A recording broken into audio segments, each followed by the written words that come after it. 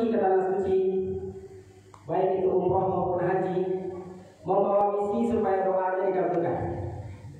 Karena di tanah suci ada tempat-tempat yang telah dijanjikan oleh Allah melalui Rasulnya, tempat-tempat yang dijamah.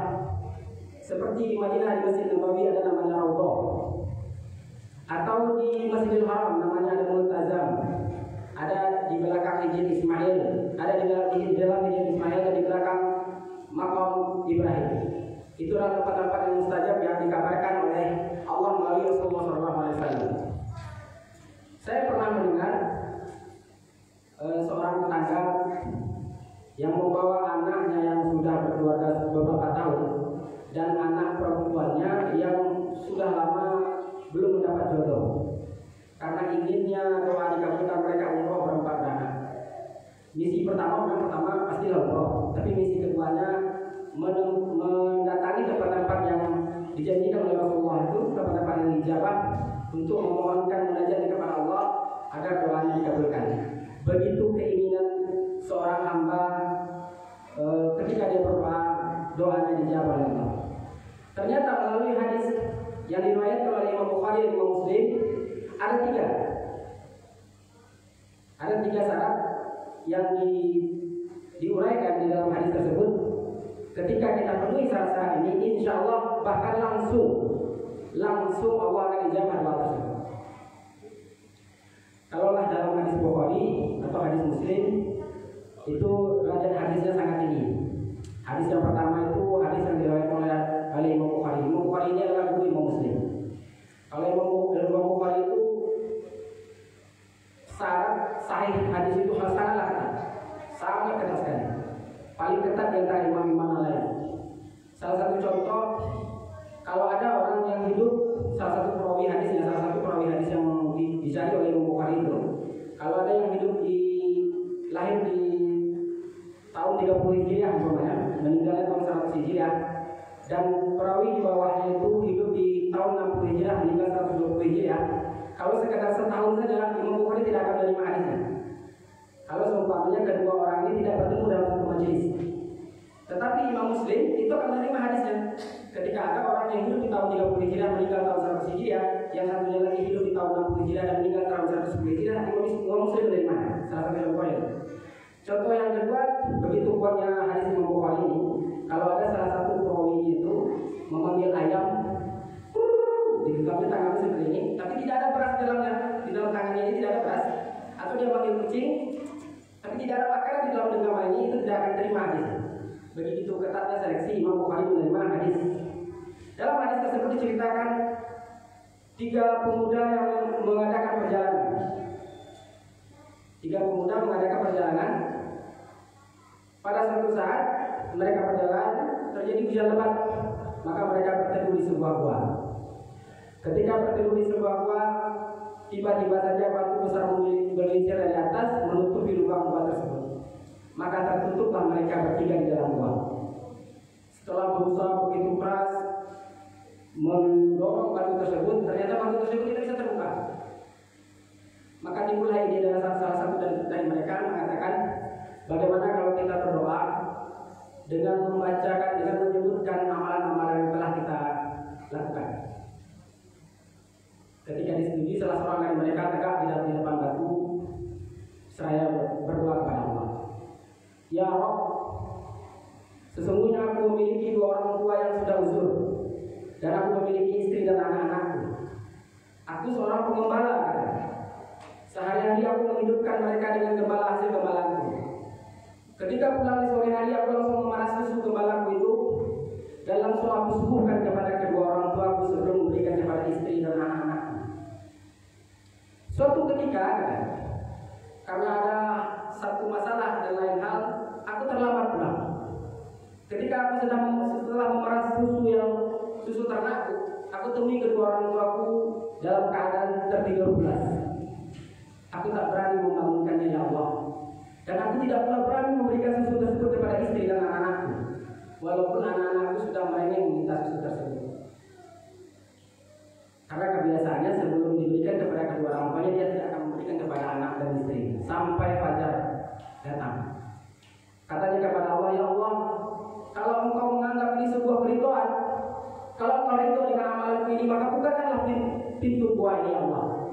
Maka bergeserlah pintu gua itu sepertiga dari orang lewat. Sepertiga dari orang lewat.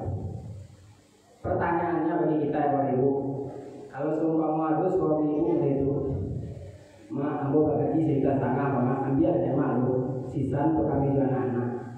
Lagi kira pertanyaan ibu. Lagi ibu, kalau itu suami ibu, abang ibu, dia dapat gaji cerita tangga, itu tamu itu ayo, mak, siapa yang cerita tangga aku gaji yang tadi mama bulan petang, ambil aja dulu. Sisanya beberapa bulan untuk anak istrimu, maka akan terlontarlah kata-kata yang aneh-aneh dan tidak. Tai dua, tamak, bahkan yang lebih ekstrim aku pernah mendamaikan seorang suami dan istri. Induang saya berkidang. Itu kata-kata yang amat ekstrim. Padahal seyoknya memang seperti itu. Karena kalau istri harusnya semboyannya aku adalah milik suamiku, suamiku adalah milik ibunya. Semua itu yang harus kita pegang terus dari seorang istri. Kalaulah seorang yang patuh kepada kedua orang tuanya, insya Allah tidak ada doanya yang tidak dijawab oleh Allah. Tidak ada doanya yang tidak dijawab oleh Allah. Seperti yang diceritakan oleh Ustaz di tadi malam, seorang sahabat Rasul bu, ya dua pokoknya bu, sahabat Rasul yang bernama Al-Qamah. Sahabat Rasul yang bernama Al-Qamah, tiada Rasul sholat kecuali beliau ada di belakangnya. Tiada Rasul taklim kecuali beliau hadir di dalam tali Rasulullah SAW. Tapi ketika dia mengecewakan ibunya, ada dua riwayat. Riwayat yang pertama seperti yang dikatakan Ustaz Agil malam, ketika ibunya datang dia rodokkan kacangnya. Tapi di riwayat yang lain dia jarang berkunjung ke rumah ibunya setelah dia berumah tangga. Hanya jarang sudah dicap sebagai durhaka. Hanya jarang tidak menghargai, tidak yang lain, cuma hanya jarang menemui ibunya, dia dicap sebagai seorang durhaka. Seorang sahabat Rasul itu kalau kamu meninggal tidak bisa mengucap la ilaha illallah itu ganja, tidak gaji. Kalau orang bisa mengucap la ilaha illallah mungkin bisa, tapi sahabat Rasul ketika dia sakratul maut tidak bisa mengucapkan la ilaha illallah itu sangat ganjil sekali. Kisah yang lain di zaman Rasulullah, seorang tabi'in dari Yaman yang bernama Uwais Al-Qarni. Uwais Al-Qarni ini dalam riwayat tidak disebutkan dia ahli ibadah, tidak disebutkan dalam riwayat dia seorang ahli ibadah. Amalannya cuma dua yang tersebut dalam riwayat. Pertama, ketika dia sakit, ada sakit kulit dia seperti kusta, dia bermohon kepada Allah, ya Allah, jangan sembuhkan seluruhnya, sisakan sedikit ya Allah agar aku bisa bersyukur kepada-Mu ya Allah. Jadi penyakit itu sisakan Allah di telapak tangannya. Yang kedua, dia selalu taat kepada ibunya. Sampai-sampai dia gendong ibunya dari Yaman ke Makkah untuk berhaji. Ketika Rasulullah akan wafat, Rasulullah mewasiatkan kepada sahabat senior Umar dan Ali, wahai Umar, Ali, kalau kau temui setelah berhenti seorang pemuda dari Yaman bernama Uwais Al-Qarni, maka minta doa kepadanya.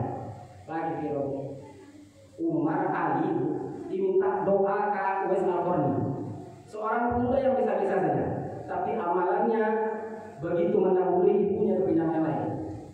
Bahkan kecintaannya kepada Rasulullah yang menemui Rasulullah itu terhalang karena ibunya yang telah lumpuh. Agaknya ini menjadi pelajaran bagi kita kalau kita memang ingin mendapatkan doa yang dijawab langsung oleh Allah, maka muliakan orang tua kita. Mungkin orang tua kita sudah meninggal, tapi kita masih bisa memuliakan orang tua kita. Seseorang datang kepada Rasulullah, ya Rasulullah, sesungguhnya ibu baru saja meninggal. Kalau aku bersedekah, apakah sampai ya Rasulullah? Sampai ya Rasulullah. Maka bersedekah atas nama ibunya. Jadi kalau Allah meninggalkan itu orang tua kita masih tak punya kesempatan untuk berbakti kepadanya. Ajaklah anak-anak kita berziarahnya agar anak-anak kita pun berbakti kepada kita. Karena kata Rasulullah ada dua amalan yang Allah akan langsung azab di dunia. Ada dua amalan yang Allah akan langsung azabnya berikan di dunia dan di akhirat. Yang pertama itu durhaka kepada orang tua. Ya ada orang yang durhaka orang tua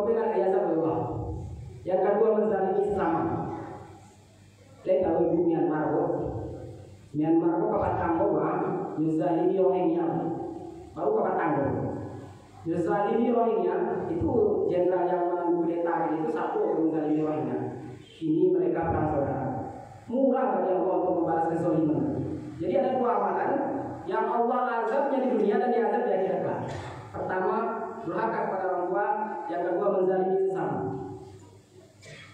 Kalau kita bicara masalah durhaka tadi itu kayaknya contoh-contoh yang diberikan di dalam kisah riwayat dan contoh-contoh yang kita bertemukan di dunia nyata ini setelah Rasulullah itu selalu laki-laki.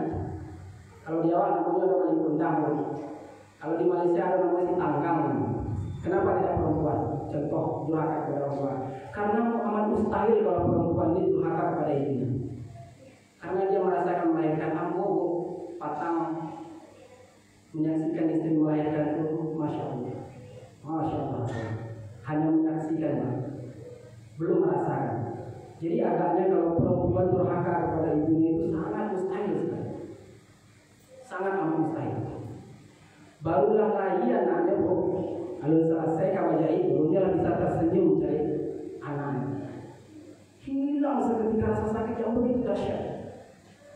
Jadi rasanya memang bagi kami laki-laki yang perlu merenung apa yang telah kita perbuat kepada ibu kita. Itu poin pertama. Kalau ingin doa dijabah, muliakanlah orang tua. Yang kedua, orang yang kedua terkurung di buah hati berdoa kepada Allah. Ya Rabb, aku amat mencintai anak mamaku, anak pamanku. Jadi anak pamannya Anza, sangat dia cintai. Kata anak pamannya ini, boleh kalau mau menikahi saya, tapi syaratnya mahar 120 dinar. Maka dia berusaha semaksimal mungkin mencari 120 dinar. Setelah selesai syarat diberikan. Dan dia punya kesempatan untuk bermaksiat. Ketika maksiat itu akan terlaksana, diingatkan oleh anak mamanya tadi. Wahai Allah, takutlah kepada Allah. Apakah engkau akan mengotori sesuatu yang bisa engkau halalkan? Maka dia terkejut. Tidak jadi dilakukannya maksiat tersebut. Katanya kepada Allah, ya Allah, kalau engkau anggap ini suatu amal soleh bagi ya Allah, maka bukakanlah pintu buahnya. Maka terbukalah pintu buahnya. 2/3, tapi belum bisa. Kesimpulan yang bisa kita ambil ya Allah, ya kalau ingin doa kita dikabulkan oleh Allah, ketika ada kesempatan untuk bermaksiat, kita hindari maksiat tersebut. Ketika peluang maksiat itu terbuka lebar di depan kita menghindari maksiat tersebut, insya Allah. Di saat itu apapun doa yang kita mohonkan kepada Allah, Allah akan dijawab juga. Ada kesempatan, mungkin waktu itu kita bisa katakanlah korupsi, mungkin waktu itu terbuka lebar kita untuk bergunjing, mungkin waktu itu kita banyak maksiat-maksiat yang bisa kita lakukan yang terbuka lebar peluangnya, kita hindari maksiat tersebut. Insya Allah kalau itu kita amalkan, doa kita akan selalu dijawab. Kemudian yang ketiga, pemuda yang ketiga berdoa di depan batu yang masih menutupi mulut doa. Katanya, ya Allah, aku pernah membagi hasilkan ladang ini kepada seseorang. Setelah ditanami dan panen, aku tidak memberikan haknya. Dia berulang-ulang meminta haknya kepada aku dan aku tidak memberikan. Di tahun yang kedua aku sendiri yang mengolah ladang tersebut dan hasilnya aku keluarkan setelah yang orang yang bagi hasil tadi itu pergi. Aku keluarkan haknya dan aku belikan binatang tanah. Sampai binatang ternak itu memenuhi sebuah lembah. Di tahun-tahun setelah itu dia datang meminta kepadaku, wahai juragan, mana jatah yang dahulu bagi hasil itu? Maka aku berikan kepadanya itu seluruh ternak yang ada di lembah itu adalah milikmu. Dia merasa disimeh. Apakah engkau akan bersedekah kepada aku? Tidak, itu adalah hakmu. Jadi dengan ternak yang dahulu mungkin 2 ekor tapi sekarang sudah menjadi 1 lembah. Setelah itu diberikan kepada si bagi hasil tadi. Dia memohon kepada Allah kalau itu merupakan ibadah atau amal soleh bagi Allah, maka bukanlah itu buahnya. Maka terbuka pintu buahnya dan mereka bisa keluar dari buahnya. Jadi poin ketiga adalah jangan sekali-kali menzalimi orang lain. Kalau ada orang di bawah kita,